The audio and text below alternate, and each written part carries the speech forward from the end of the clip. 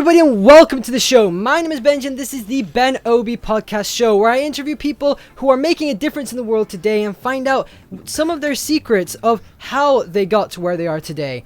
Our guest on the show today is Andrew Erickson from Tailosive. Drew, welcome to the show. Thank you for having me on. I'm happy to be here. Awesome. Okay, so Drew, do you want to tell us a little bit about yourself for the people who are new and don't know you, and just a bit of your backstory? Okay, so yeah, basically, my name's Andrew Erickson, and I started a YouTube network called Tailosive, which was a word I invented when I was very young by mashing the words together, tail of a cat and explosive. I needed a unique username back then. Back in the old days of YouTube, you couldn't just pick any name. It was like a username. I remember that. No one else could have it. Yeah, so I had to come up with something that I knew no one else had, but I was kind of tired of the whole Andrew00314 username. So I was like, let's get something that sounds official. So I started with like action shorts and like shoot 'em up scenes, and originally a feature film, which I made back before high school. All of which were terrible. I was just into filming whatever. I wanted to make movies. Before that, I wanted to do animation, but then I experimented with it, didn't really like it. But then I did just that main channel, Tailosive, where we made comedy sketches or action sequences. I would just do that, and I realized no one was caring, no one was watching. So that's when I started branching out. I started thinking, well, no one's looking up the word Tailosive and expecting to find videos. So why don't we make something that people are looking for? So that's when I got the idea, because I was watching some tech channels and I was watching some gaming channels and some mostly movie reviews. Still to this day, mostly movie reviews. I was like, why don't I branch it out and turn it into a, kind of like a spectrum of different channels, and it's the different colors, where no matter what I want to talk about, no matter what I want to dive into, I'll have a place for it and an audience for it. So that's where tech, gaming, movie reviews, even music all came to be. Some of which, a lot of the content from those originally were taken down, and I kind of wish I wouldn't because they were cringily funny. But yeah, tech channel I worked on myself for several years before it actually got traction, but then obviously 2 years after creating it, it started to pick up some steam, and now it's the biggest one, so it has top priority. But this year we're also trying to get the other ones off the ground as well, just kind of raising them all up in the audience. So that's pretty much my life story summed up. Awesome. Cool, yeah. Okay, so what inspires you to make YouTube videos every day? Well, for one, it's paying the bills, now that that's a full-time job. But originally what inspired me to start making YouTube videos was I always wanted to make movies of some kind. I wanted to make serious feature films, or I wanted to go to Hollywood. Originally, I wanted to go to film school, but my older siblings and relatives and friends I knew were all going down south in Southern California, which is where Hollywood is, and they were all going to film school. And they all stopped making movies when they went to film school. And it's because they were spending all that time working on other people's visions, working on other people's projects, and they never got time to make their own, or they'd be so tired because of school and because of film classes that they never wanted to make their own movies. And I was like, well, I don't want to go there if it costs all this money, and it turns out that everyone I know isn't into filmmaking as much once they go there. I was like, I want to do this myself. So watching YouTube channels was inspiring because especially as a kid, you could see that these random people were able to, just via making good content that they liked, do it for a living. And they didn't need a producer, they didn't need a studio. All they could do was say, you know what, I want to make animated skits like this, or I want to make comedy skits like this, so I'm going to do it, and if people like it, then I get to do it full time. And I loved that idea. I always wanted to be able to just run my own network, so I had complete control over what I was doing. That's a big, and now I do, which is nice. And I knew that I would have less resources and less money if I didn't go the film school route, or less knowledge in the first place. But I kind of consider myself like a kinetic learner, as in I learn things really well just by doing them. And I was like, well, I could either I understand. I could either make money while producing my own content, or I could basically go into debt and produce someone else's vision. So to me, the choice was obvious. It was a bit scary for a lot of the family, because everyone in my family traditionally went to college, no questions asked. So to tell them all I wasn't interested in doing that was a bit scary. But now, obviously, They trust me, and they don't. No one in my family thinks I should go back to college. now. Yeah, for sure. But yeah, I was inspired to make YouTube videos because I wanted to have things to say to the world, preach kind of my ideas on how I think things should be in any genre, not just tech, and being able to have complete control over that and not be influenced by higher ups is a big deal for me. And I noticed that not being a big issue with YouTube. So yeah, that's what keeps me doing it every day is I enjoy it. And now that it's a full-time gig, it pays the bills. We're growing up, and we're getting every day closer to that end goal vision of daily content on all the channels. Yeah. Awesome. Okay. So I know you have multiple YouTube channels, and you've already talked a little bit about them.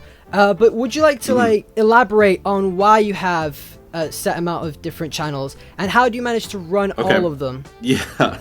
Some of them are definitely less active than others, though. Yeah. In that people are confused by, but we kind of looked at it as, let's have a base for everything, so no matter what type of video we want to make, we know exactly where it can go. So if we want to talk about gaming, or movie reviews, even food, which doesn't get much, we still have that option if we want to get there. Because that, especially food, was more of like an experiment of how many subs and how many followers do we get on a literal joke? Like, if we just make a parody YouTube account, how many people would watch it? And we got over 1,000 subs on that, which was kind of crazy. It's quite impressive. The reason we wanted to have multiple is, for one, I knew that I didn't want to specify my type of content into one genre. As in, I'm good at talking about tech. Obviously, people like to hear me talk about technology, but I don't want to talk about technology all day. I get bored of that topic very quickly. So do I. And I for sure. And personally, I consider myself a futurist, and looking at where technology is going in the next 10 years, I think it's going to get a lot less significant. Every single update, every single refresh. We're getting to a point where all technology is going to be so similar that it's not really going to be as interesting in the future. So I think not only am I not interested in talking about just one thing forever, like I don't want to just do games or just do movies, I want to do everything, is because it gets boring. Each individual channel is boring if we just did that and nothing else. But also I think it kind of future-proofs us, because if we can start bringing up revenue, bringing up income on things that aren't tech, and I personally see tech kind of dying out in interest over the next couple decades. I think that's a possibility that we have to consider, having those fallback channels and those other channels that are a bit more timeless, like vlogs. Really, it doesn't matter when you watch those. You can see what was going on in that day in history. Whereas tech, my iPhone SE2 speculations, that's going to be very dated in 3 months. Now all of a sudden, no one wants to watch that video again. So I think it future-proofs us a little better, and it also makes work more interesting, because we don't want to talk about tech all day. But we want to have the option to when we want to. Yeah, cool. Yeah, because I took a lot of inspiration with my channels from actually your Tailosive, because at the end of last year, I was actually thinking, because I had 3 different channels, and they had different names completely, and I decided to actually rebrand all the channels to BenObi, and have BenObi Tech, BenObi Lego, and basically BenObi is the first 3 letters of my first and first 3 letters of my second name. Oh, okay. So that's a cool name, though. I love that name. So now I've got like four channels, of which I upload only on the tech one pretty much regularly, and then I do upload on the podcast one now. So yeah, I took a lot of inspiration from you. So yeah. That's great. I'm glad to see that other people enjoy that as well. And I'm in the same boat too. Tech is priority, and then everything else is second. Because just like your tech channel, mine started all of a sudden just skyrocketing this year. And prioritizing that, then I'm going to focus on the others. So it's cool. You got your mind in the right place. So what made Tailosive Tech really skyrocket? Because I've been subscribed to your channel since 20K or something, and I've really seen an increase in your subscribers and views and everything. What video and when about did Tailosive Tech really start to take off? Right. So it was definitely not an overnight thing. It was very gradual. But I can definitely point and remember the first video. I remember thinking, whoa, people I don't know are watching this. Because for the first 2 years I think Tailosive Tech existed, I was not biased. I didn't do the Apple sheep thing. The first 2 years it existed, I was like, well, you gotta cater to everyone, so I'm gonna be neutral on everything. I'm gonna be fair. I'm gonna try PCs. I'm gonna try Androids and not be biased. And no one cared. The channel was like at 30 subscribers for about a year and a half. And no one cared about me at all. I had nothing really to add to the table. I just don't think people were interested. They were like, okay, another tech channel with, again, unbiased talk about the tech specs. And that's really how I got good at everything I do, is just by doing it poorly for a long, long time. So 2 years into Tailosive Tech, I started going, you know what? I don't really believe what I'm saying. Because I honestly don't think it's all tech is the same and we all just like different brands, or we all just... I think maybe, since no one's watching this anyway, let's make it interesting and just go full Apple sheep and go full on bias. And because that was honestly what I was thinking. I was like, you know what? I've liked Apple for so long and there's something different about them. I'm going to just bring that side of me out. And I think the first video that I noticed getting views that didn't normally get views, because most of the tech videos were getting 5, 10, maybe 0 views. The first time it started breaking like 100, and there were comments on it, so it wasn't some bot or something. It was just people who I never knew were watching it, because for the most part, the only people watching my videos were people I would talk to in person and be like, I make YouTube videos, and they would watch them. But the first one was the battery case for the iPhone 6S. That came out at kind of a random time. And my friend Xander also got that 6S battery case. And this is a big thing I recommend to tech channels if you want to grow your audience. Is definitely, it's a race. Trying to get that video that's on topic to present day events out there as fast as possible. And that's the first time I kind of started doing that. I was like, look, everyone online is talking about the iPhone 6S battery case and how it's ugly, how it's stupid, how they hate the battery life of the 6S. And I was like, you know what?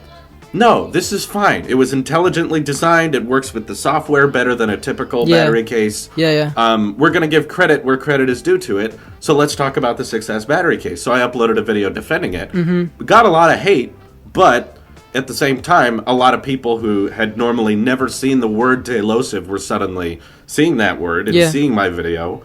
And I would say that was, again, it didn't shoot up like crazy. I think that video got 200 views, and that was shocking to me. I was like, oh my God, I went viral. So it was a very gradual process. Afterwards, it was like, okay, now let's start talking about the headphone jack. I think that was the next big one. Or let's talk about the new 12.9-inch iPad Pro I got right when it came out. All out of my personal money. You know, we weren't making money, any money at all on YouTube back then. So yeah, I was just trying to stay on top of what everyone else is talking about.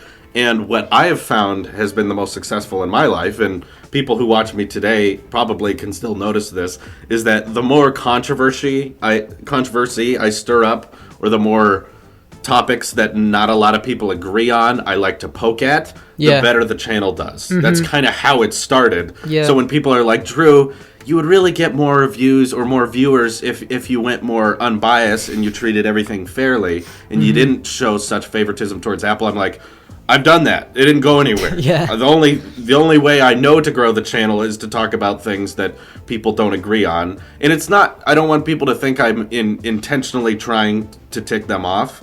Everything I say in my videos is my honest opinion. It's not me pretending to cause a disagreement when there isn't one. Like, I hate on Apple when it's due. I think they do plenty of things wrong at the same time. I agree. But yeah, everything I say in the tech videos is what I believe. I don't want people to think it's fake just so I can get the views up, because I do like finding those topics people don't all agree on. That's far more interesting to me, is finding topics that not everyone can agree on. When like Apple was removing the headphone jack, basically every YouTuber was like, oh, this is terrible. And now we're all so used to it. And back then I was like, no, this is great. In fact, I wish they would have done it sooner.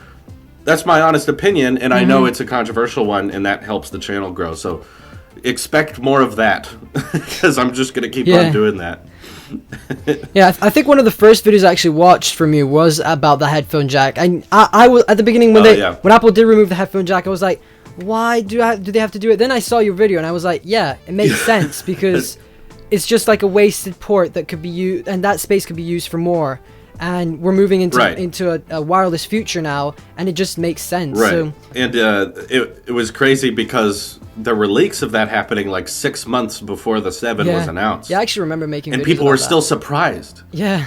People were like, Apple removing a port? And I was like, have you seen Apple throughout history, period? Like, this is so normal to them. Removing old ports has been like, they've always done that since their origins, since like the Macintosh, you know. That's like such a common thing. And people were still shocked by it. So, yeah, that was kind of the next video that kind of blew up, was I uploaded a video of the, with the thumbnail of the bottom of an iPhone 6 with an arrow pointing at the headphone jack saying, that doesn't need to be there, or this is pointless. And that stirred up a lot of people for sure. I gained a lot of fans, including yourself, just from that controversy. Cool, yeah. As you said also before, timing is everything. So when there's like a new tech news headline or something, if you're like a tech journalist, reporting on that as soon as possible is the best thing. Also, when like new products come out, reviewing them as soon as possible. Right.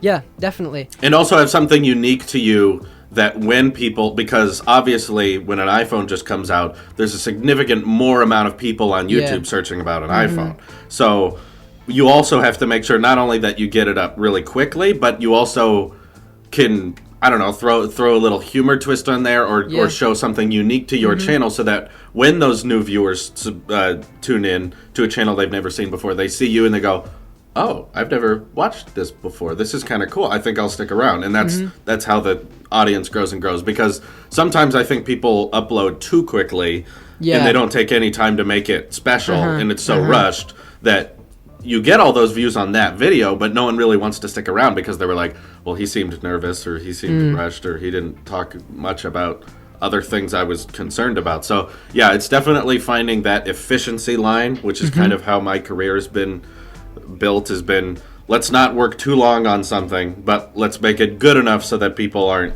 thinking we're lazy. So like there's a perfect line you got to meet, and it's like, we can't spend more than this amount of time on this video, but it also has to look pretty good. And we've had a lot of disagreements with people on how we run our channel, and but it's working so far, so we'll keep doing it.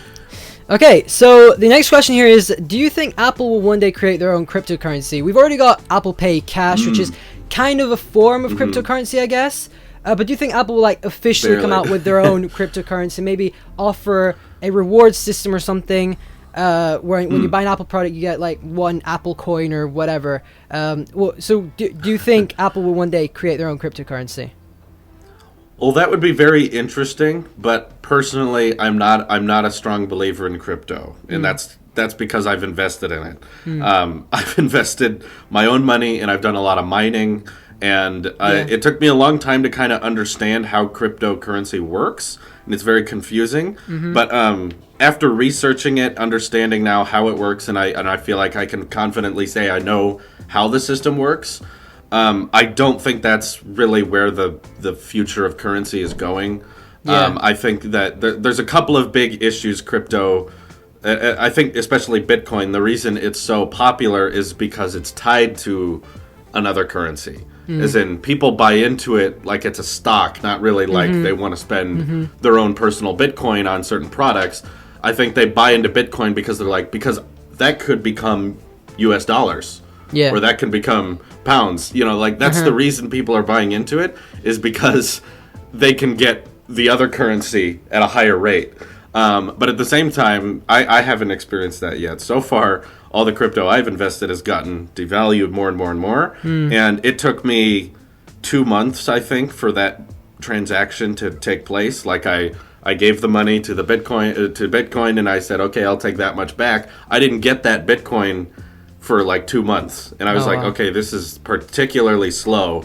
And the reason it's so slow is because it's not backed by a bank or a server, which means that all the miners are the ones transferring all that data. And if we have this many people mining, and that's how long it takes, I don't think it's going to be as efficient or as intuitive as just a regular banking currency. But so that's why I think that crypto, while cool and interesting, and I think people should be a bit more informed about it because a lot of people don't really get how it works, I don't think that's where everything's leading to. And if Apple had their own, that would be kind of interesting. I just like the idea of a rewards program with points. But no, I personally don't think it'll be crypto. I could be wrong, though. We'll see.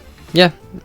What do you think, personally? I think it would be actually pretty cool to have Apple create their own cryptocurrency because you could buy Apple products with Apple Coin and stuff. I'm not really I don't really know that much about crypto, but I just know it would be pretty cool that Apple created their own currency for their products and stuff. And I'm sure Apple sheep will just buy it. And well, if they could find a way to make it more intuitive, because right now I think Bitcoin and crypto is like the opposite of what Apple would stand for when it comes to purchasing things. True, yeah. As in, like, how many times you have to bounce the decimal over to know how much money you have, or how long it takes for transactions to process. So, yeah, I have some doubts about it. But if Apple could fix a lot of those things, maybe maybe it could happen. But if there was a company that could fix those things, it would make sense that it would be Apple. Yeah. They would focus on attacking those problems. We've heard about the Apple Car a little bit. Do you think Apple will go ahead with it and maybe one day release it? And how do you think it will compete with other companies like Tesla, even Porsche now, and Mercedes and companies like that? Yeah, they're definitely working on something. There's plenty of patents and research that there's evidence that they're working on something to do with cars.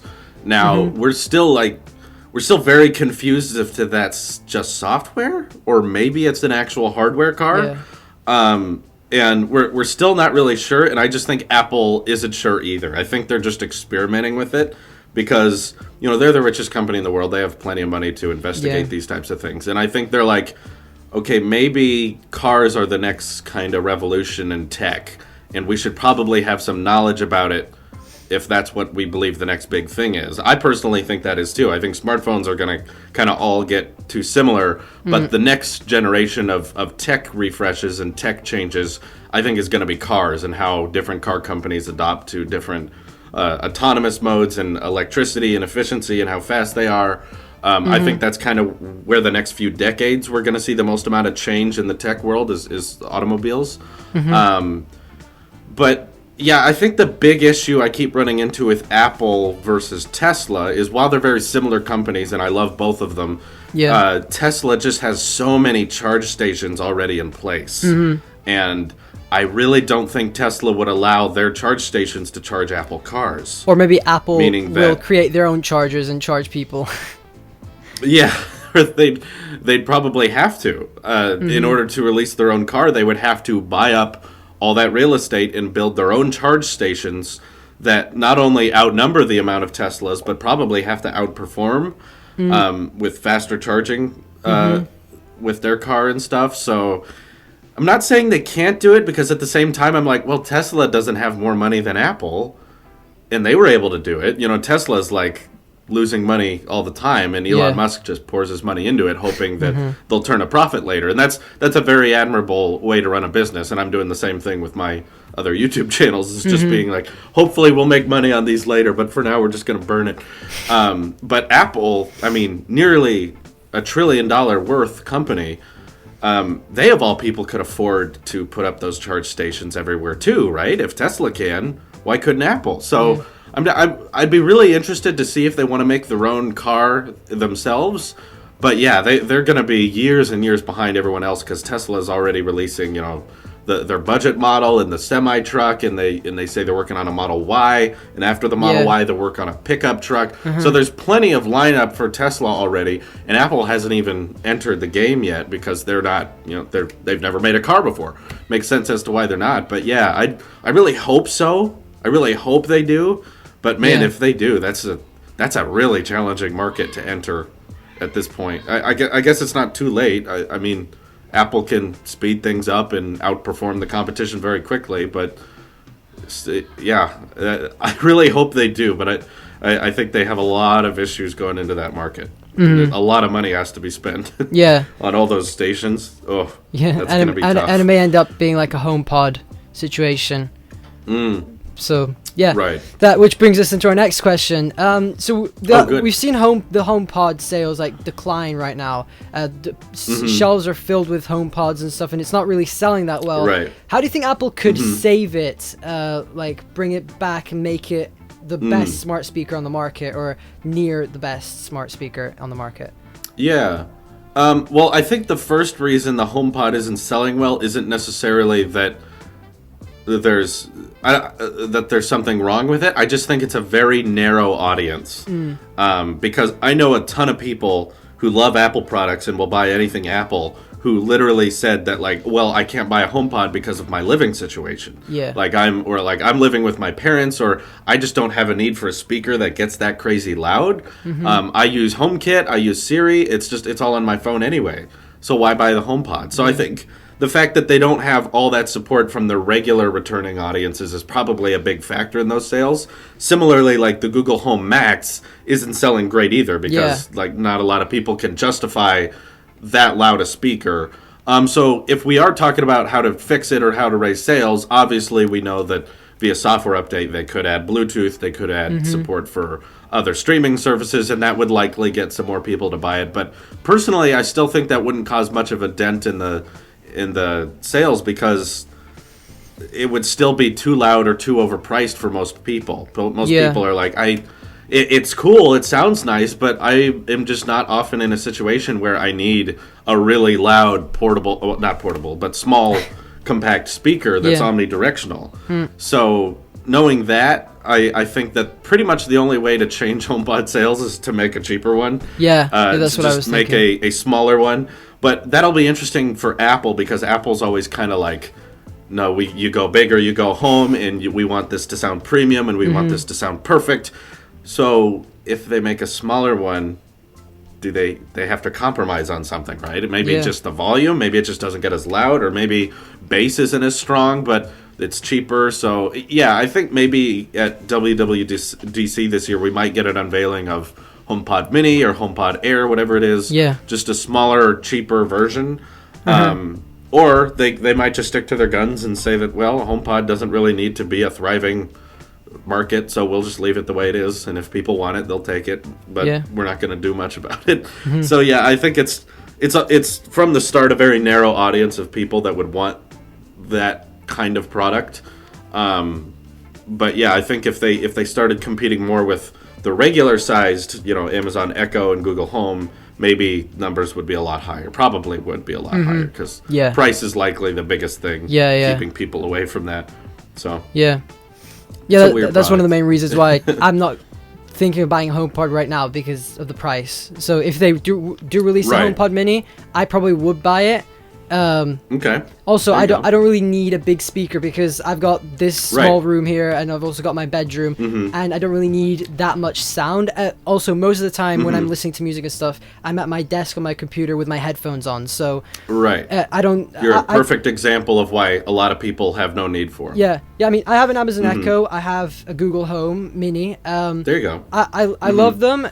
I love controlling the smart lights and stuff, but I never listen to music with them. Mainly because it's got Spotify or Google Play Music. If it had Apple Music support, then I'd probably listen to them more. But sure. Well, we still have the Home Max and the Home Minis, and they're white noise machines or light switches. Yeah. We're just like, Google, turn off the lights. Google, turn on the lights. That's about all they're used for. Yeah. I'm never like talking to my Google Home Mini and saying like, play this song, because it just sounds weird. It's not a good sound quality, but. Yeah, they're cheap, so So you still have the Home Max? Can't get rid of it. Yeah, nobody wants to buy it. I've tried selling it.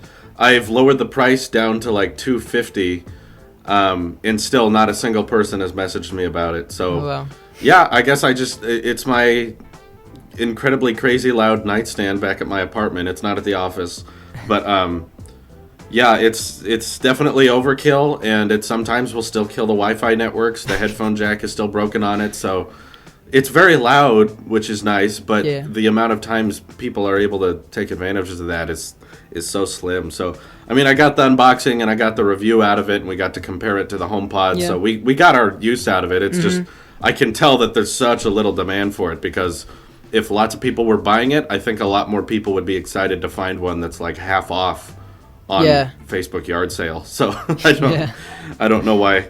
Well, I know why that's even more expensive than the HomePod. It's just such a narrow audience. But yeah, I guess we're keeping it because we can't get rid of it. Okay.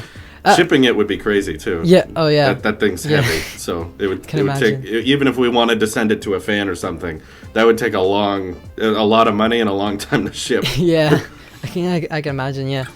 Okay. Yeah. So what do you think if Tim Cook were to be removed as CEO of Apple? Who would take his place, and how would that person change Apple? And would they change it for the better or for the worse?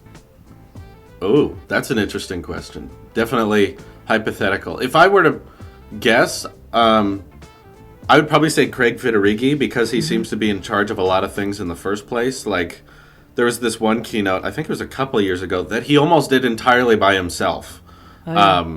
Which kind of was reminding me of the Steve Jobs era, when Steve used to do basically everything.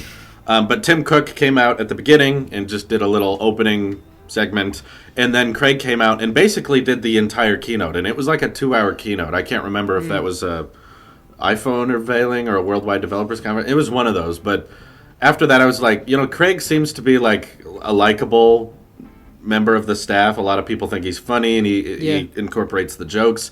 And I think what would change if Craig was in charge was we'd probably get more frequent updates to the Mac market, because he's very much in charge of Mac OS and that side of Apple. So maybe if he was in charge, he would likely have a bit more priority on updating the Mac Pro and the Mac Mini and things like that, and making sure they're all up to date. Or maybe Apple would be a bit more funny, because he always likes to add a little comedic spin. Yeah, because Tim Cook's a bit serious sometimes. Like...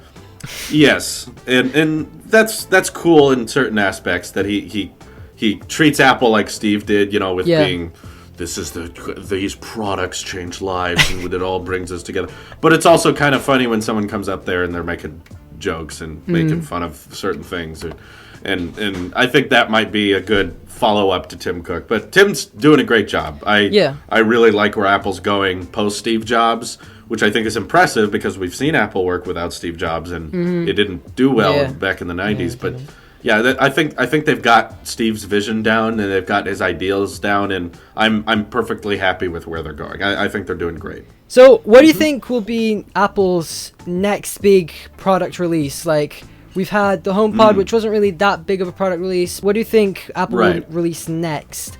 Yeah, for me, I'm still betting on the next thing being AR glasses, because that seems like the progressional next step of wearables. Yeah. And a product they just haven't stepped into.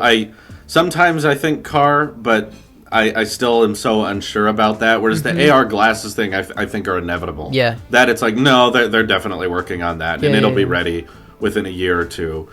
Tim Cook's even talked about that in interviews, saying that, with AR Kit blossoming and them encouraging more augmented reality stuff, they're just waiting on the hardware to be ready. The reason we don't have AR glasses from Apple now is because they can't find a way to make it interesting enough and small enough to compact into a reasonable pair of glasses. So I think they're just waiting on that tech to get small enough, or they're researching how to get that tech small enough. And that'll likely be the next product refresh. Other than that, I can't really think of what else they could make, other than things people have been asking for a long time, like a dedicated TV, or smart home appliances, or a DSLR. Like, I would really want them to make a DSLR personally. Yeah, that'd actually be cool. Yeah. Yeah, but there's no evidence of that, so I don't get my hopes up. But the AR glasses thing, if I had to guess what the next product refresh will be, that's what I would put money on. Yeah. It seems like an inevitable product release, so I'd say that's the next thing. Yeah, that's what I think so as well. Cool. I honestly can't even think about anything else they could actually release to make people's lives better, apart from those. But yeah. I mean, they're kind of probably running people out will here. walk into each other if they go around with AR glasses, which isn't really making people's lives better. But anyway, Yeah, they're gonna have to be careful about how much they put over. Yeah, exactly. Vision. I'm sure they'll think about that. But yeah, it could get bad quick. Yeah, the headlines: 2 people walking down the street just knocking into each other. Someone gets run over. I can already imagine that. Yep. It's We're gonna be reading about chaos. It. Okay, so this is a Google question. Because I know you're an Apple fan. I'm an Apple fan as well. But do you think Google will ever like fix up the Pixel lineup and make it better, or will they just like drop it just like any other Google product ever? Yeah, here's hoping. I mean, I hope they kind of take time to perfect this lineup and not discontinue it and move on to the next one. But sadly, I don't really see much evidence of it. Usually, especially with the Pixel line, we usually get heads up about things far, far in advance. Like, I remember reading that the Pixel 2 wouldn't have a headphone jack about 6 months before it came out. Yeah. And that ended up being true. And now the next one is a notch. It's just like, yeah, it'll have a notch, we know.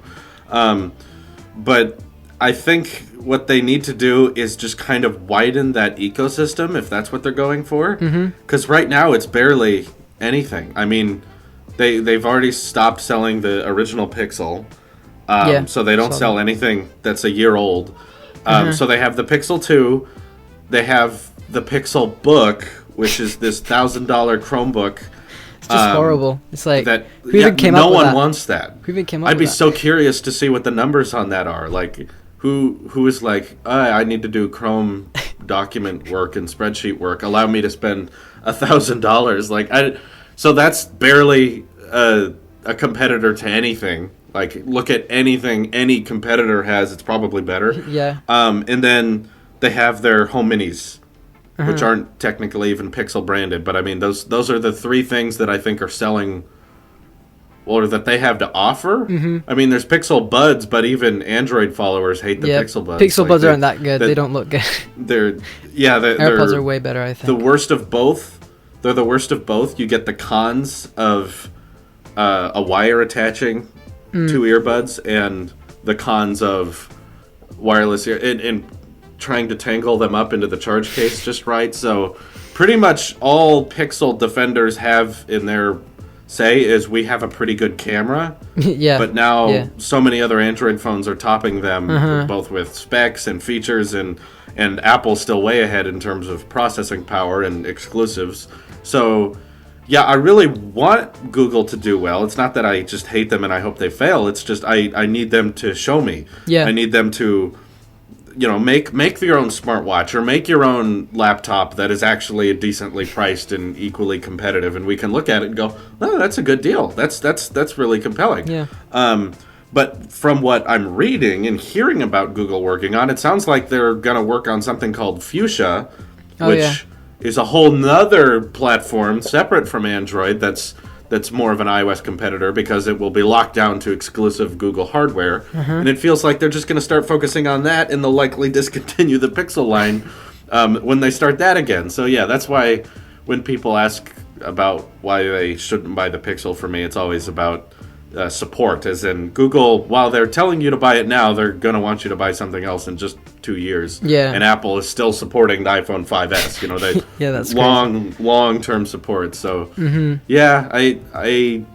I think there is a way to fix the Pixel line. I don't see any evidence of them doing it, to be honest. I honestly think they're just going to drop it, just like they did with the tablets. They're probably like, nope, no more.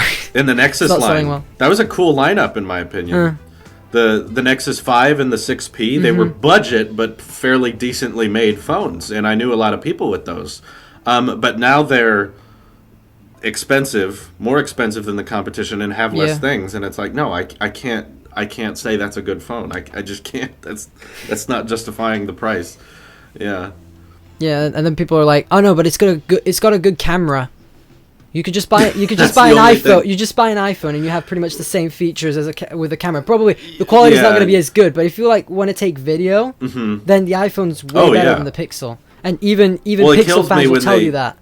Well, some it even kills me when they say that the only reason to have a telephoto lens is portrait mode. It's like that was definitely not the only reason. Just watch an Apple keynote. It was all about how people taking pictures or taking video are always doing this on their phones, but they're losing all their data. So we add a second lens so that you don't lose as much, and it looks better, and it works. I use that feature all the time. Yeah, same. And they just act like, well, it's only for portrait mode, and we have that, so whatever. Yeah. And I'm like, and you can now install that algorithm that the Pixel 2 uses. You can root your Android phone and add that to any Android now. Yeah. So it's not even an exclusive to Pixel thing. So if people have to get Android, with no question, they need to get an Android phone, I'd still say don't get a Pixel. It's like go Essential, go OnePlus. You can still get near stock Android experiences on much cheaper phones that have way more features. So yeah, it's ridiculous. It sucks. Okay, so our next question here is from Twitter. It's from a fan, Trusted Texan. Oh, cool. He says, he asks, what is your favorite item from your collection? Collection of... So I think it means like all collection of Apple tech. Products? I think collection of tech. Okay. Ooh. Man, I usually resort to iPhone just because I use those the most. Yeah, so I that's typically say the 10. But I guess I'm very proud and happy to own an iMac Pro. That kind of feels like a significant milestone for me, because that used to be something that buying a Mac Pro or just buying a high-end iMac was always just some goal. Like, one day we'll be able to afford that and we'll get it. And so, yeah, but being able to save all my money, because as soon as the iMac Pro was unveiled, I started putting money aside every single month and being like, okay, that money's saving, that money's for iMac, that money's coming. And I was able to afford that at the end of the year. So I don't know, that's just kind of like a good accomplishment. It's a tool we use every day. It's a beast. It's fast at exporting. So I'm very happy to own that. So I could say either iPhone 10 or the iMac Pro is just cool to have. But also, credit where credit is due. I'm very grateful a fan actually sent me an original iPhone that still works. Oh, yeah. And that's really cool to have. Like, I'm never getting rid of that. Like, I'm just... Because the more time that goes by, the more valuable that is. So it's really cool to be able to hold that and being like, this is where it all started, and it still works to this day.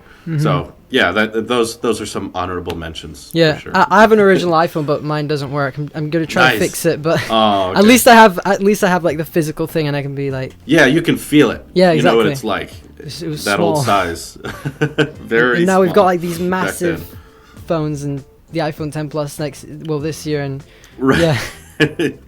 Okay, so... The 6.5-inch display. Yeah. All the way down that's to gonna that. Be massive. Yeah. That is cool. going to be massive. Okay, so what are your future plans for YouTube at the moment?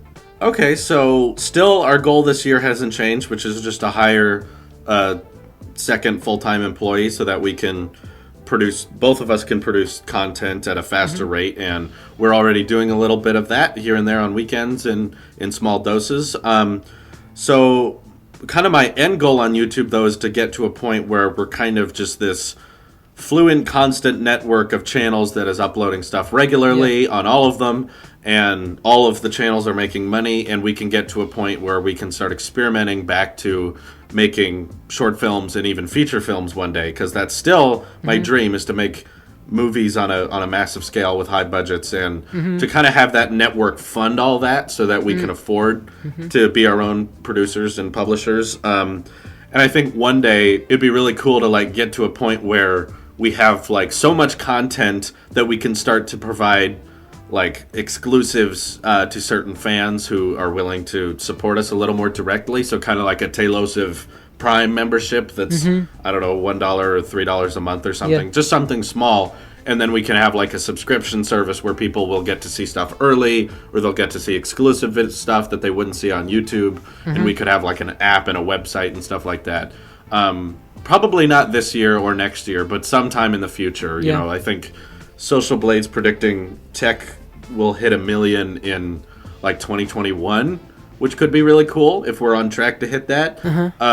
So yeah, just growing everything at the same time, and growing incomes and growing subscribers, while still being in complete control of our content and trying to keep it, you know, sponsor free if possible. If we need sponsors, then we'll resort to them. But if we can't get by without them, we're going to try to, because we know a lot of people just they don't like that. So we're trying to keep that ad-free if possible. We're well aware we could make a lot more money if we did sponsors, but we're trying. We're fine. We're doing fine as it is. So we're figuring that let's not ask for more money, given we're doing just fine. So yeah, that's kind of the goal, is to just blossom the network into it's much, much bigger, and we've got more people on staff. And, of course, later on in life, I'm sure we could see ourselves hiring more editors, more employees that do more full-time stuff. So, yeah, just grow everything. That's the plan. Cool. So, sounds like actually a good plan. Okay, so do you have any advice for smaller creators or creators that want to start doing YouTube? Yeah, I would advise that you don't wait for stars to align, because I think that prevents a lot of people from wanting to make videos. Is they're like, well, I don't have the right camera I want yet. I'll save some money and get some camera, or I need to edit it in this program, or I don't have a computer that can handle it. It's like, don't worry about that. The process of getting good at something is just being creative with what you have. It's not about waiting till you have the money to do something. It's waiting till you have the diligence. So, like, we ran for a while Tailosive Talks. Like, the entire channel we ran on an iPhone. It was filmed on an iPhone. It was edited on an iPhone. The vlogs were edited in iMovie. That's pretty much all you need. So, essentially, all you really need to run a YouTube channel is an iPod Touch. You could do all of it on there. It won't be great, but I think that experience, you shouldn't go into it just expecting to make a ton of money and expecting a ton of people to watch it right away. Like, look at me as an example, as in, like, I did YouTube for like 6 to 7 years before anyone watched anything. It was just years and years of diligence and me going, like, let's try this. Maybe more people want to watch this. Showing it to people I knew, and them going, it's okay. And just experience and not being afraid to try new things. Like, if you look at my original vision, it was, I want to make feature films. I want to be a director. I want to be, or an actor, or I just want to be in charge of making movies and telling stories. Cut to me unboxing a Galaxy S9. I experimented with different things, but that end goal hasn't changed. It's just I'm willing to experiment and try different things in order to make that vision possible. And I tried to find the vision that said, okay, what path can I take that will allow me to get to where I want to go in the most efficient or most fun way? And I was like, well, I like tech. I like talking about tech, or I like talking about movies. If doing that and documenting it and uploading it allows me to fund myself more so I can get to that point where we can make feature films, then that's wonderful. That's great. Then let's keep doing it. So, yeah, I would say advice to people, stop waiting. In other words, just don't wait for the perfect equipment or the perfect money. Just look at what you have and start trying to make something with that. The experience of hearing yourself on camera, looking at yourself on camera, that's a big challenge a lot of people have to overcome, and the sooner you can conquer that, the better. Or figuring out, just looking at a YouTuber you do like and the videos you're making, and just trying to notice the differences. Just be like, okay, see, this one YouTuber, they do this thing I like. I guess I'm not doing that. Maybe I could try to implement that, like this type of shot, this type of panning, this type of quality. Sometimes watching yourself, you'll be like, I'm very monotone, and I'm very quiet, and I'm very boring. So how do I make myself more of an interesting person to talk to? Because if you watch, it's probably an interesting process just watching earlier Tailosive videos. You can see how I used to act on camera compared to how I act now. It's changed drastically because I was watching myself and monitoring myself while editing and going, I sound really bored right now, or I sound very boring to people. So how can I change the way I talk, or change the way I give off my personality in a way that's more interesting, in a way that's more engaging? And all that's just possible by basically shock therapy. Just basically making videos, even if they're not good, just use iMovie on your phone or your iPod or whatever. Just do it now so that you can figure out what you're good at, what you're not good at, what you enjoy doing, what you don't enjoy doing. Like, I found out I'm not a fan of editing. I can do editing, but I don't like it. So I'd rather have someone else who enjoys editing be in charge of that while I handle more of the creative side of it. All of that's just possible by experimenting with stuff. So don't wait. Just go ahead, go for it, start making stuff, start experimenting, see what you can and can't do. And then after that, of course, you can make criticism polite. Being hard on yourself doesn't have to be hateful. You can be like, we could have done that better, we could have done that better, but still acknowledge what you made and be like, yeah, but I made something. I did something, I created something. Be proud of yourself for that, but also I'll always be like, I could be doing better though. So that's still the effect I've been applying on my life and my content, and it's working so far. So I encourage it for other people. Maybe it doesn't work, I don't know, but it worked for me. So is there anything else you want to share before we wrap up here? I like you guys reaching out, and I also wanted to mention that I'm not collaborating with you and giving you iPhone 10 cases and telling people it's a giveaway. I selected someone at random on the Patreon, which thank you for supporting us, by the way.